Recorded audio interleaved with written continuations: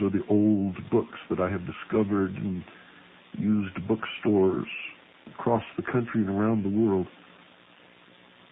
And truly, in some of those dark and dim corners and shelves that have never been touched, I have been literally covered with the dust of years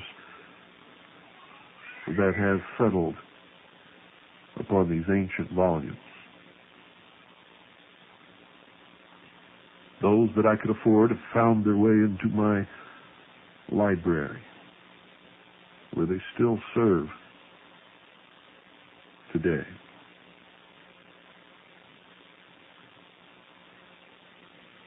You see, these two deities, Isis and Osiris, were the parents of all the gods and goddesses of the heathens, or were indeed those gods themselves, worshipped under many different names. Nimrod, Semiramis, Isis, Osiris, Diana, and Dionysus.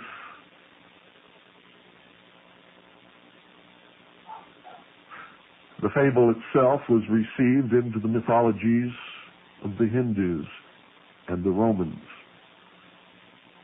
Sira is said to have mutilated Brahma as Typhon did Osiris, and Venus to have lamented her slain Adonis as Isis wept for her husband, God, brother, son. And as yet, the sun and moon alone were worshipped under these two names. And as we have seen, besides these twin beneficial spirits, men who had begun to recognize sin in their hearts had created an evil one who struggled with the power of light and fought with them for the souls of men.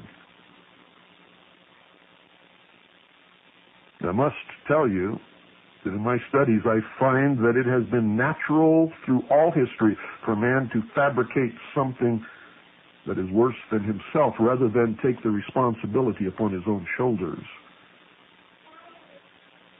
And even in the theology of the American Indians, which is the purest of the modern world, there is found a Mahitu, or dark spirit.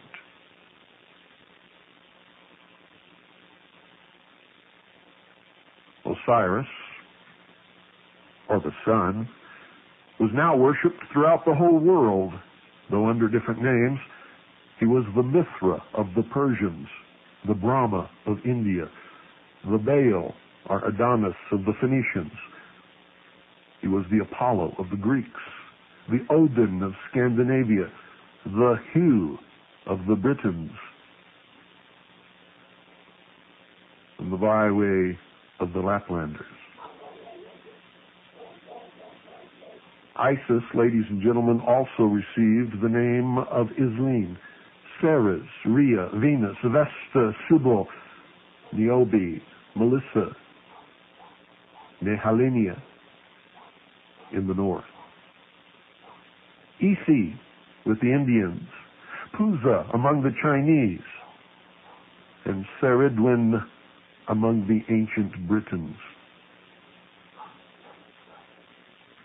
The Egyptians were sublime philosophers who had dictated theology to the world. And in Chaldea arose the first astrologers who watched the heavenly bodies with curiosity as well as with awe, and who made divine discoveries, and who called themselves the interpreters of God. And to each star they gave a name, and to each day in the year they gave a star. And the Greeks and Romans, who were poets, wreathed these names into legends. Each name was a person, and each person was a god. From these stories of the stars originated the angels of the Jews, the genii of the Arabs, the heroes of the Greeks, and the saints of the Romish Church. And then corruption grew upon corruption, and superstition flung black and hideous veil over the doctrines of religion. You see, a religion, ladies and gentlemen, is lost, utterly lost as soon as it loses its simplicity. Truth has no mysteries. It is deceit alone that lurks in obscurity. It is only the lie that is hidden behind a door. Men multiplied God into 1,000 names and created him always in their own image. Him, too, whom they had once deemed unworthy of any temple less noble than the floor of the earth and the vast dome of the sky which he had created, they worshipped in caves and then in temples which were made of the trunks of trees, rudely sculptured and ranged in rows to imitate groves of trees, and with other trunks placed upon them transversely to form the cross that is seen when you hold up your son.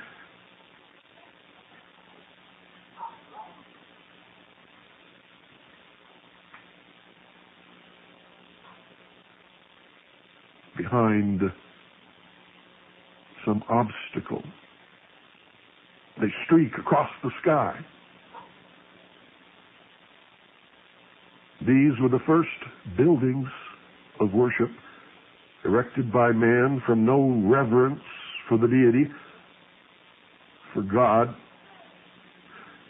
but only to display that which they conceived to be a stupendous effort in art and to display their knowledge and power so as to more adequately rule and subjugate the herd, the sheeple, the profane humanity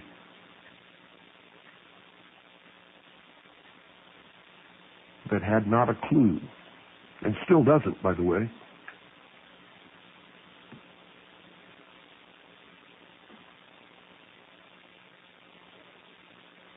It may be necessary to remind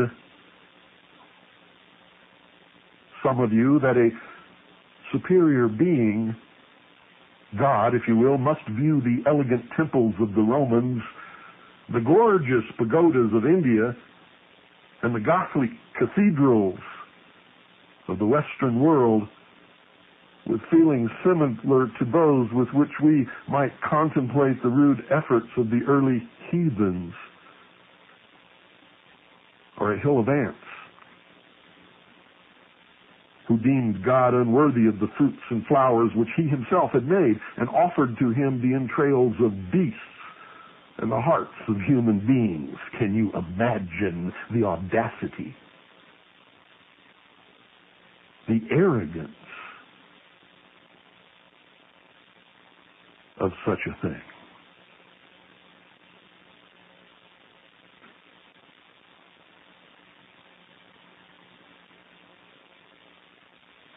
We can compare, ladies and gentlemen, an ancient and fallen religion to the ship of the Argonauts, which the Greeks, desiring to preserve to posterity, repairing in so many different ways, that at length there did not remain a fragment of the original vessel which had borne to Colchis, the conqueror of the Golden Fleece. So let's pass over a lapse of many, many years, centuries, if you will, and then contemplate the condition of the nations in whom religion had been first born. We find the Egyptians adoring the most common of plants, the most contemptible of beasts, the most hideous of reptiles. The solemnity and pomp of their absurd ceremonies held them up to the ridicule of the whole wide world. Clemens of Alexandria describes one of their temples thusly, quote, "The walls shine with gold and silver and with amber and sparkle with the gems of India and Ethiopia, and the recesses are concealed by splendid curtains. But if you enter the penetralia and inquire for the image of God for whose sake the fane was built, one of the pastophori or some other attendant on the temple approaches with a solemn and mysterious face